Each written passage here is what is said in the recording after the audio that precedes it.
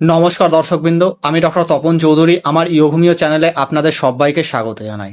আশা করি আপনারা সবাই সুস্থ আছেন এবং ভালো আছেন।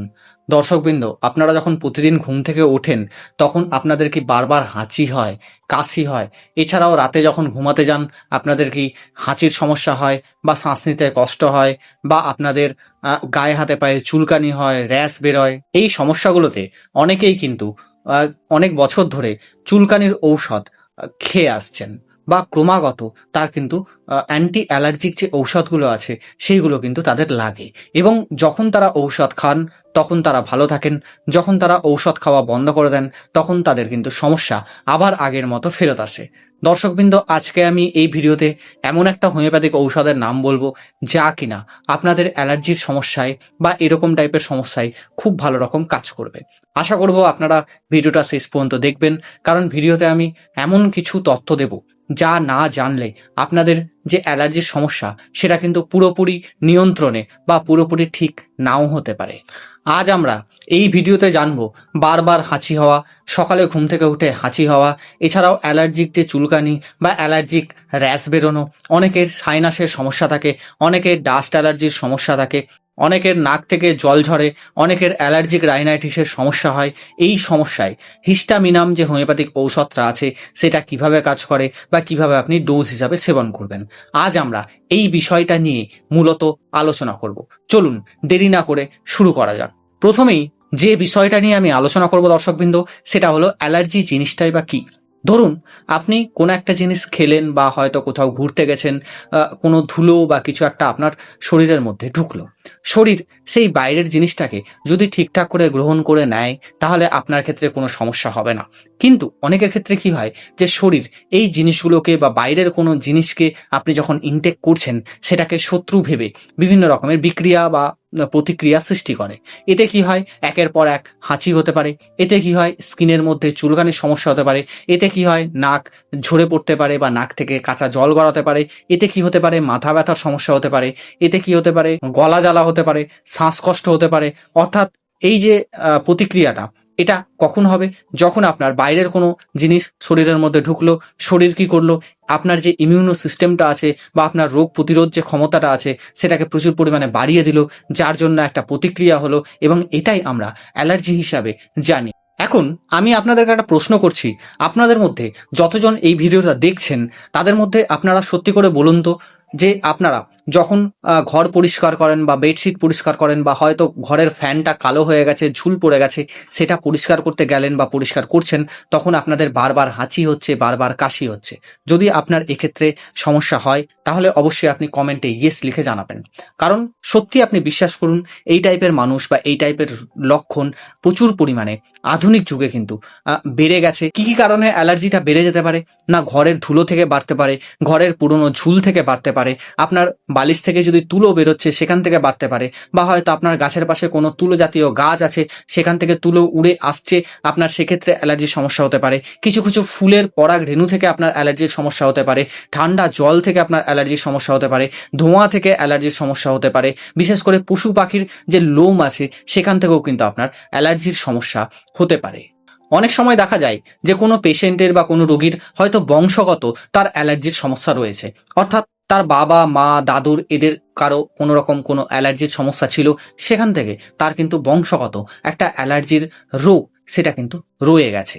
এরপরে আপনাদের অনেকেরই মনে কোশ্চেন হতে পারে যে ডাক্তারবাবু, তাহলে অ্যালার্জি হলে আমি বুঝবো কি করে? অ্যালার্জি হলে প্রধানত কিন্তু দুটো জায়গাতে অ্যালার্জির যে প্রতিক্রিয়া বা অ্যালার্জির যে রিয়াকশন সেটা কিন্তু আমরা সব থেকে বেশি দেখতে পাই। প্রথমটা হলো শ্বসনযন্ত্র, তারপরে হলো আপনার স্কিনের উপরে। শ্বসনযন্ত্রে আপনি কি কি টাইপের লক্ষণ দেখতে পাবেন? না, আপনার নাক থেকে কাঁচা জল গড়াতে পারে, আপনার অ্যালার্জিক রাইনাইটিস হতে পারে, আপনার সাইনাসের মাথা ব্যথা হতে পারে। যদি আপনার ডাস্ট অ্যালার্জি হওয়ার সম্ভাবনা থাকে তাহলে সেক্ষেত্রে শ্বাসকষ্ট দেখতে পাওয়া যায়, গলা ব্যথা দেখতে পাওয়া যায়, আপনার কফ কাশির সমস্যা হতে পারে, বুকে চাপ হতে পারে, সাইনাসের ব্যথা উঠতে পারে। যদি আপনার ক্ষেত্রে স্কিনে কোনো কারণে অ্যালার্জির প্রতিক্রিয়া দেখা হয় বা দেখতে পাওয়া যায়, সেক্ষেত্রে আপনার স্কিনে র্যাশ উঠতে পারে, চুলকানি হতে পারে, অনেকের ক্ষেত্রে আর্টিকেরিয়া বা আমবাতের মতো যে সমস্যা সেটাও কিন্তু আমরা অনেকটা সময় দেখতে পাই। আবার অনেকের ক্ষেত্রে দেখা যায় যে তার অ্যালার্জি হচ্ছে, তার জন্য তার গোটা গা জ্বালা করছে বা জ্বলছে, এই টাইপের লক্ষণও কিন্তু আমরা অ্যালার্জির সমস্যায় দেখতে পাই।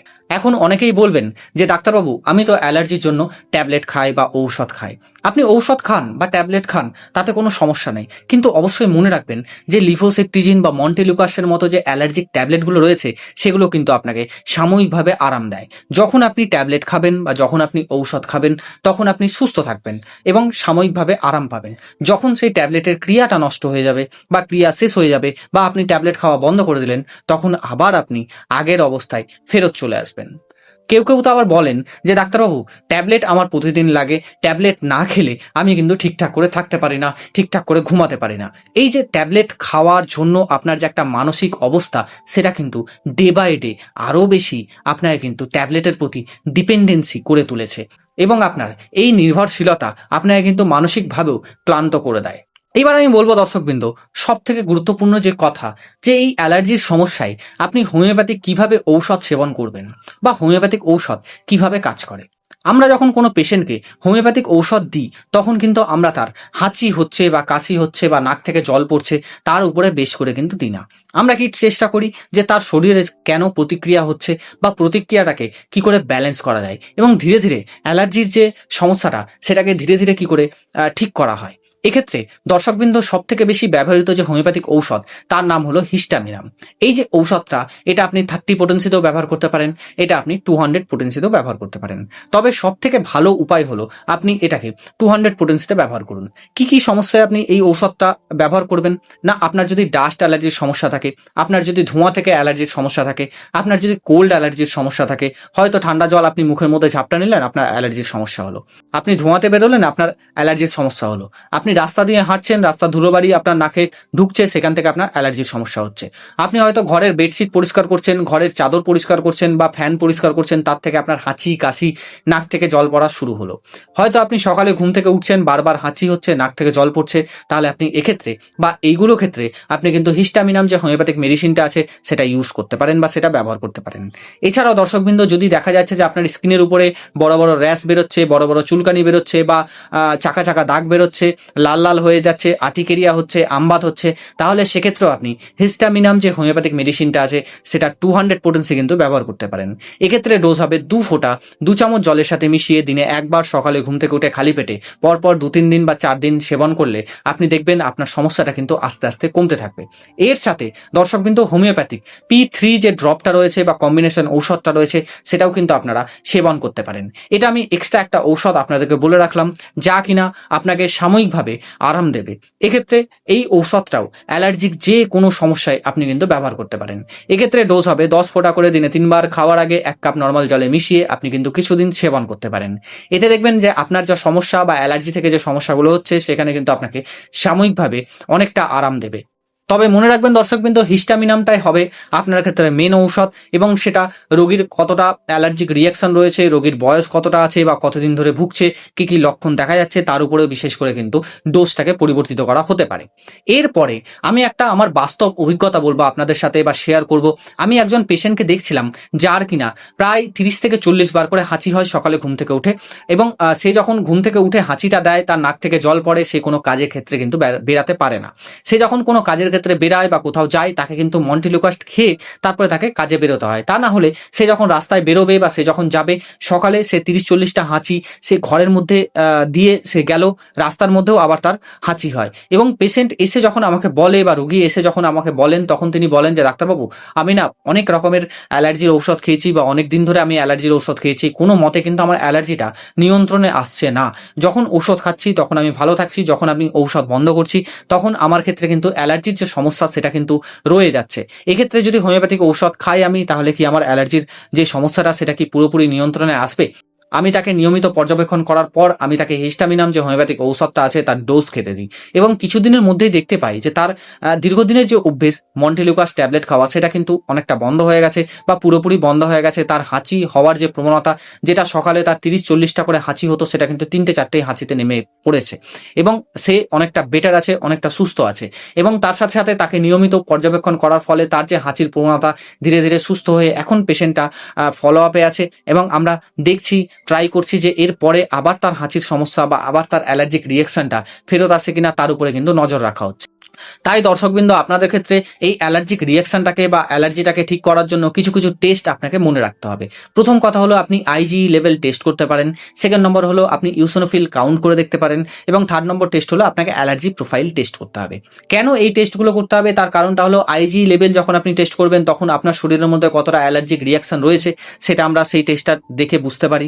যদি আপনি ইউসোনোফিল কাউন্ট টেস্ট করেন তাহলে আমরা এটা বুঝতে পারি যে শরীরের মধ্যে ইউসোনোফিল কাউন্টটা কতটা বেশি হয়েছে বা কতটা রিয়াকশন হয়েছে বা কতটা আপনি সমস্যায় ভুগছেন সেটার উপরে নির্ভর করে ডোজ নির্ধারণ করা হয়। এবং সবথেকে গুরুত্বপূর্ণ যে ব্যাপার সেটা হলো যে আপনাকে অ্যালার্জিক প্রোফাইল টেস্ট করতে হবে। তার কারণটা হলো আপনার অ্যালার্জি কিসে কিসে আছে সেটা চেক করার জন্য আমরা কিন্তু এই অ্যালার্জিক প্রোফাইল টেস্টটা করে থাকি। আমি আমার লাইফে সবথেকে বেশি যে অ্যালার্জি দেখেছি একজন পেশেন্টের, তার ক্ষেত্রে 20 রকমের জিনিসের মধ্যে তার অ্যালার্জি ছিল। এমনকি তার খাবারের মধ্যেও অ্যালার্জি ছিল, যেমন ধরুন রুই মাছ, যেমন ধরুন কাতলা, যেমন ধরুন সবজি, যে কোনো সবজিতে তার কিন্তু অ্যালার্জি ছিল। এবং সেই জায়গাটা থেকে যখন তাকে আমরা ধীরে ধীরে সুস্থ করা স্টার্ট করলাম, সেই মানুষটার ক্ষেত্রে এখন একটা বা দুটো জিনিসে তার কিন্তু সিভিয়ার রকমের অ্যালার্জি রয়েছে। তাই আপনাকে কোনো একটা অ্যালার্জিক রিয়াকশন কমাতে হলে অবশ্যই আপনাকে টেস্ট করে দেখতে হবে, বিশেষ করে অ্যালার্জিক প্রোফাইল টেস্ট করে দেখতে হবে যে আপনার কিসের মধ্যে অ্যালার্জি আছে বা কোন কোন ক্ষেত্রে আপনার সব থেকে বেশি অ্যালার্জি আছে। সেটার উপর নির্ভর করে কিন্তু আপনার ডোজ বা যে ঔষধ সেটা কিন্তু নির্ধারণ করা সহজ। যদি আপনারা চান তাহলে আমি অবশ্যই নেক্সট একটা ভিডিও করব যে কোন কোন অ্যালার্জিতে আপনি কি কি হোমিওপ্যাথিক ঔষধ খাবেন।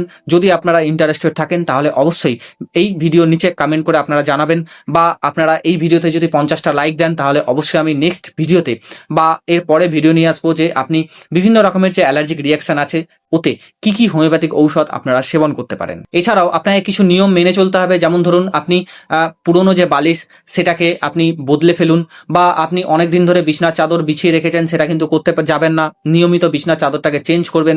রাস্তায় যখন বেরোবেন তখন অবশ্যই মাস্ক যে ব্যবহার করা সেটা আপনি শুরু করবেন। ধূমপান আপনি এড়িয়ে যাবেন, বা কোথাও ধূমপান হচ্ছে সেই জায়গাটায় পট করে যাবেন না।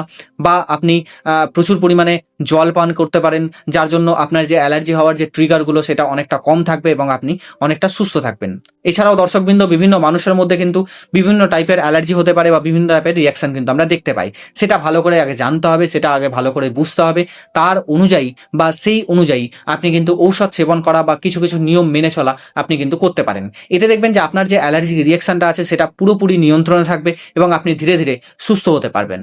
দর্শকবৃন্দ, অ্যালার্জির সমস্যাটা বাইরে থেকে দেখলে ছোট হলেও যারা এই সমস্যায় দীর্ঘদিন ধরে ভুগছেন তাদের কাছেই আপনি সিমটম শুনলে বা লক্ষণ শুনলে তাদের যে মানসিক ব্যাপার সেটা শুনলে আপনি বুঝতে পারবেন তাদের কাছে ব্যাপারটা কতটা বিরক্তিকর। যদি আপনি ঠিক টাইমে ঠিকঠাকভাবে যদি আপনি ট্রিটমেন্ট করান, ঠিকঠাকভাবে যদি আপনি চিকিৎসা করান, তাহলে অবশ্যই আপনার ক্ষেত্রে যে অ্যালার্জির সমস্যা সেটা কিন্তু পুরোপুরি নিয়ন্ত্রণ করা সম্ভব। তবে একটা জিনিস অবশ্যই পরিষ্কার করে বলতে হয় যে সব ঔষধ কিন্তু সবার ক্ষেত্রে কাজ করে না।